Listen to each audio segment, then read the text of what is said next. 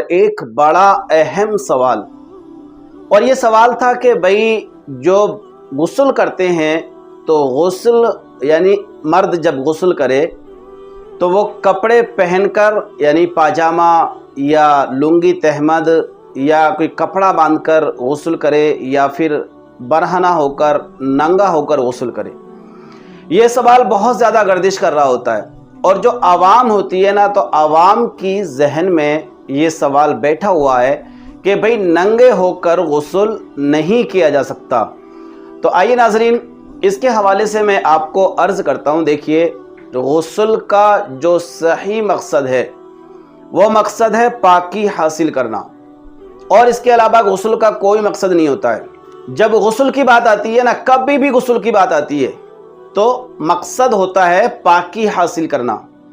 और मेरे ख्याल से और जो हमारे उलमा ने लिखा है, पाकी का ज़्यादा इम्कान कपड़े निकाल कर नहाने में ज़्यादा होता है। यानी अगर आप तहमद लुंगी या पाजामा पैंट वगैरह पहनकर गुस्ल करेंगे, उसके मुकाबले में बरहना होकर आप गुस्ल करेंगे तो पाकी के चांस ज़्यादा बढ़ जाते हैं।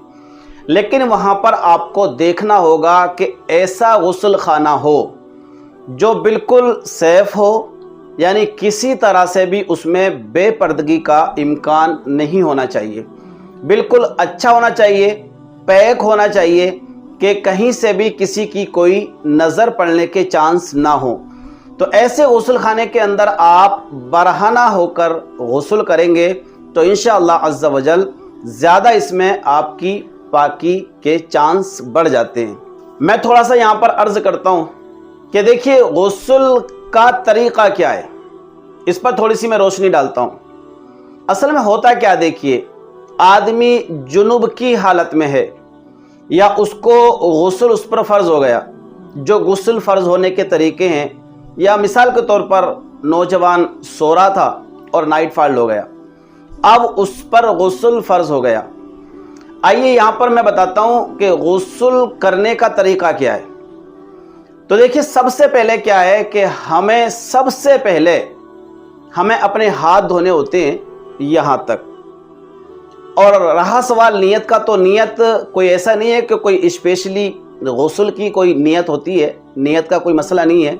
आपके दिल में एक इरादा होना चाहिए कि मैं पाकी हासिल करने के लिए गुस्ल कर रहा हूँ, बस इतनी नियत काफ़ी है कि मैं पाकी हासिल करने के लिए गुस्ल कर रहा हूँ। आपसे इंशाअल्लाह अज़्ज़ा वजल गुस्ल की नियत हो जाएगी। तो सबसे पहले आपको ये करना है कि आप दोनों हाथों को यहाँ तक धोएं, इन्हें गट्टे बोलते हैं, गट्टों समेत दोनों हाथों को सबसे पहला काम आपको ये करना है। उसके बाद आप अगर बाल्टी से नहा रहे हैं या फिर आपके जो सांवर वगैरह लगे हुए होते हैं गुस्ल खाने के अंदर, बाथरूम के अंदर, आप या तो उससे नहा रहे हैं या फिर डायरेक्टली डब्बे से पानी ले रहे होंगे और नल से पानी लेते होंगे और डाल के आप नहाते होंगे। ये 2-3 तरीके हैं जिस तरह से इंसान नहा रहा होता है। मैं यहाँ पर अर्ज़ करना चाहता हूँ कि आप अगर बाल्टी से नहा रहे हैं तो देखिए, सबसे आसान तरीका ये है कि पहले आप बाल्टी को पानी से भर लें। और बाल्टी को पानी से भरने का तरीका क्या होगा, पहले आपने यहाँ तक हाथ धोएं, उसके बाद आपने डब्बा वगैरह धोया है जिससे आपको मग्घा जो नहाना है, आपने बाल्टी धोई है, इन तीनों चीज़ों को पहले आप धो लें। अपने दोनों हाथ यहाँ तक, और दोनों हाथ धोने के बाद डब्बा जिससे आपको नहाना है, और उसके बाद बाल्टी। ये तीनों चीज़ें आप आसानी के साथ धो लीजिए। धोने के बाद अब बाल्टी को पानी से भर लीजिए, या तो हाथ वाले नल से भरेंगे, वो नहीं होगा तो फिर आपको टोटी या टंकी वगैरह लगी हुई होगी उससे भरेंगे। और बाल्टी को अच्छे से भरने के बाद किसी ऐसी जगह पर रखिए जहां पर आप जब गुस्ल करें तो आपके जिस्म के पानी की छींटें उसके अंदर ना पड़े। तो आपने अच्छी जगह बाल्टी को रखना है। उसके बाद आपके हाथ धुले हुए हैं, अल्हम्दुलिल्लाह, आपका डब्बा भी पाक है, आपकी बाल्टी पाक है, जो बाल्टी के अंदर पानी है वो भी पाक है। अब आपको देखना है कि आपके जिस्म पर नजासत कहाँ कहाँ लगी हुई है। तो सीधी सी बात है कि आदमी का जो सत्र होता है, ज़्यादातर नजासत के जो चांस होते हैं वो वहीं होते हैं, उसके अलावा नहीं होते हैं। इत्तिफाकन कहीं अगर पूरी बॉडी पे कहीं अगर गंदगी या नजासत लग गई तो वो एक बात अलग होती है, वरना ज़्यादातर चांस जो होते हैं वो नाफ के नीचे सतरे औरत पर ही नापाकी के चांस ज़्यादा होते हैं। तो आपको अब क्या करना है, क्योंकि आपके जो हाथ हैं वो पाक हैं, और मैं उस गुस्ल की बात कर रहा हूं जो बंदा कपड़े निकाल कर बरहना होकर गुस्ल कर रहा है। तो आपने अपने कपड़ों को निकाल कर रख देना है किसी ऐसी जगह कि अगर वो कपड़े भीग जाएं तो वो आपके जिस्म से टच ना हो रहे हो या उनका पानी टपक कर आपके जिस्म पर ना पड़ रहा हो। किसी महफूज जगह उन नापाक कपड़ों को आप रख दीजिए। अब आप बरहना हो गए। बरहना होने के बाद आप एक राइट हाथ से डब्बा पकड़ेंगे और आपने बाल्टी से पानी लिया, और लेने के बाद अपनी जहां पर आपकी ये गंदगी लगी हुई है, निजासत लगी हुई है, जिस्म का ये नीचे वाला हिस्सा, आप उसको आराम से एक हाथ से पानी डालते रहिए और एक हाथ से जहां जहां गंदगी लगी हुई हो उसको धोते रहिए। ये तरीका है। जब गंदगी धुल जाए, नजासत खत्म हो जाए, तो आपके हाथ में पानी ऑलरेडी है, तो सीधे हाथ से पानी लेके आप उल्टे हाथ को एक बार डाल लें ताकि ये भी दोबारा से पाक हो जाए। अब आपके हाथ पाक हैं, आपने वो जगह भी धो ली है। अब देखिए गुस्ल के फ़राइज़ हैं। तो गुस्ल के फ़राइज़ कितने हैं? 3 फ़राइज़ हैं। नंबर 1 कुल्ली करना, नंबर 2 नाक में पानी चढ़ाना, और नंबर 3 पूरे बदन पर पानी बहाना। अगर इन तीनों फ़राइज़ पर मैं बात करूं तो वीडियो बहुत लंबी हो जाएगी, ठीक है।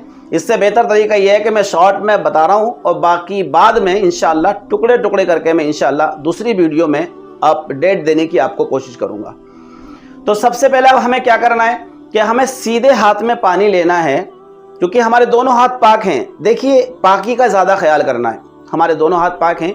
अब इससे आप डब्बा ले लें, पानी का भर लें, और आपको इसमें चुल्लू में पानी लेके कुल्ली करनी है अच्छे अंदाज में। हो सके तो मिसवाक भी कर लीजिए, गरारा कर लीजिए, खूब अच्छे अंदाज में 3 बार आप कुल्ली कर लें। दाढ़ें वाड़ें सब अंदर से बाहर से आप देख लीजिए, कहीं किसी तरह का कोई कचरा उचरा या मुंह के अंदर कोई रेशा वगैरह फंसा हुआ ना हो।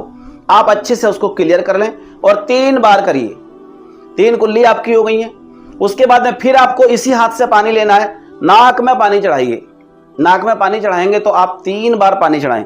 पहले 1 बार चढ़ाएं, अच्छे से नाक को साफ कर लें, कहीं रतूबत वगैरह लगी हुई हो उसको बिल्कुल निकाल के बाहर फेंक दें। दूसरी बार फिर पानी लीजिए, तीसरी बार फिर पानी लीजिए। इस तरह से आप 3 बार नाक में पानी चढ़ाइए। ये 2 तरीके आपके अदा हो चुके हैं, 2 फ़राइज़ आपके अदा हो चुके हैं। अब मसला है कि भाई जिस्म पर पानी बहाना है। तो देखिए इसमें ना लोग बड़े मुकालते में मारे जाते हैं कि भाई पानी कितना बहाएं, क्योंकि पहले से चला आ रहा है। 3 डब्बे इस कंधे पर, 3 डब्बे इस कंधे पर, और 3 डब्बे सर पर, आपका गुस्ल हो गया। देखिए आज के टाइम में जो बंदा गुस्ल कर रहा है ना, वो शैम्पू भी इस्तेमाल कर रहा होता है, साबुन भी इस्तेमाल कर रहा होता है। तो अब हम अगर इस तरह से पहले तरीके से गुस्ल करेंगे तो शायद ये मुनासिब मेरे ख्याल से नहीं होगा। अब यहाँ पर करना ये है आपको कि पहले आप अपना चाहें तो 1 डब्बा पानी लेके आप इधर कंधे पे डाल लें, 1 डब्बा पानी लेके आप इधर कंधे पे डाल लें, या 1 डब्बा पानी लेके आप सर पे डाल लें। ये आपके 3 डब्बे हो गए, 1 1 1। 3 डब्बे पानी आपने डाले, अच्छे तरीके से पूरे जिस्म पर चिपड़ लें, खूब मसल मसल के पूरे जिस्म को तर कर लें, गीला कर लें। आपके जिस्म पर पानी भी पड़ चुका है, आपने पानी को चिपड़ भी लिया है, हर आज़ा को आपने अच्छे से चेक कर भी लिया है कि कहाँ कहाँ पानी पहुँच गया है और कहाँ कहाँ जिस्म का हिस्सा सूखा रह गया है। अब उसके बाद क्या करें, आप शैम्पू वगैरह आपको इस्तेमाल करना है तो सर में शैम्पू डाल लीजिए, शैम्पू डालना है, या उसके बाद में आपको साबुन लगाना है। तो देखिए ऑलरेडी पहले हमारे जिस्म पर 1 डब्बा पानी डल चुका है। अब हम शैम्पू लगाएं, साबुन लगाएं, जो भी हमें यूज़ करना है, उसके बाद फिर हमारा तरीका वही होना चाहिए कि फिर हम 2 डब्बे जो बचे हुए हैं वो इधर डाल लें, 2 डब्बे जो बचे हुए हैं वो इधर डाल लें, और 2 डब्बे जो बचे हुए हैं वो सर पे डाल लें। पहले हम 1 डब्बा ऑलरेडी डाल चुके हैं, 2 डब्बे हमने फिर बाद में डाला, 3 डब्बे की हमारी जो लिमिट थी वो पूरी हो गई है शरीयत के मुताबिक। अब जब आपने शैम्पू वगैरह इस्तेमाल किया है, साबुन वगैरह इस्तेमाल किया, तो सीधी सी बात है वो उसकी चिकनावट बरकरार रहती है जिस्म के अंदर। तो अब आप अपनी मर्जी के मुताबिक एक्स्ट्रा पानी भी अगर लग रहा है आपके जिस्म को तो आप एक्स्ट्रा पानी लगाइए। लेकिन ये बिल्कुल मुकम्मल तरीका है गुस्ल का। ऐसी जगह खड़े होइए जहां पर आपके कदमों के नीचे पानी ना ठहरे, पानी बहकर चला जाए। अगर पानी ठहर रहा है वहां पर तो फिर आपको नहाने के बाद में पैरों को धोना पड़ेगा। और ये गुस्ल का वो तरीका है अल्हम्दुलिल्लाह कि इस तरीके को करने के बाद आप अगर नमाज भी पढ़ना चाहें तो अल्हम्दुलिल्लाह आपकी नमाज भी दुरुस्त होगी, आपको वज़ू करने की भी ज़रूरत नहीं पड़ने वाली है, इसलिए कि आपने गुस्ल जो किया है वो अच्छे अंदाज में किया है। तो शायद आज के दौर में जिस तरह से हमें गुस्ल करना है वो आपको समझ में आ गया होगा और अच्छे अंदाज में समझ में आ गया होगा। अब ये जो कपड़े हमने निकाले थे इनका क्या करना है, कैसे इनको पाक करना है, ये इंशाल्लाह दूसरी वीडियो में आपको ज़रूर मिलेगा। तो पानी आप इतना लें जितना आपके जिस्म पर लग जाए, आपको पूरा पड़े, इस हिसाब से आप नहाइएगा तो इंशाल्लाह अज़्ज़ा वजल बिला शको शुबा आप बिल्कुल पाक हो जाएंगे, आप पाकी की मंजिल को पहुंच जाएंगे और किसी तरह का नापाकी का कोई भी चांस उसमें नहीं रहने वाला है। अगर आपको किसी तरह का कोई डाउट हो कि गुस्ल के तरीके में या कपड़े पहनकर नहाएं या नंगे नहाएं इसमें, तो आप कमेंट बॉक्स में आकर के भी वहां बता सकते हैं कि भाई मुझे ये समझ में नहीं आया है। बाकी इंशाअल्लाह अज़्ज़ा वजल मैं आपकी रहनुमाई करता रहूँगा अल्लाह ने चाहा तो। अब मैं आपको बताऊँगा कि बेहतर तरीका कपड़े के साथ नहाने में है या बेहतर तरीका बरहना होने में है। तो मैंने यही आपको समझाने की कोशिश की है कि आप नंगे नहाएं, बरहना नहाएं, इसमें पाकी के चांस ज़्यादा होते हैं। अगर किसी तरह का किसी को कोई शायबा रह गया हो तो ज़रूर कमेंट बॉक्स में आकर के वो दोबारा पूछ भी सकते हैं कि हज़रत मेरी समझ में ये नहीं आया है। तो शायद मेरी बात आपके समझ में आई हो। अल्लाह ताला हमें इन बातों पर अमल की तौफीक अता करे। आमीन बिजाहि नबील अमीन सल्लल्लाहु ताला अलैहि वसल्लम।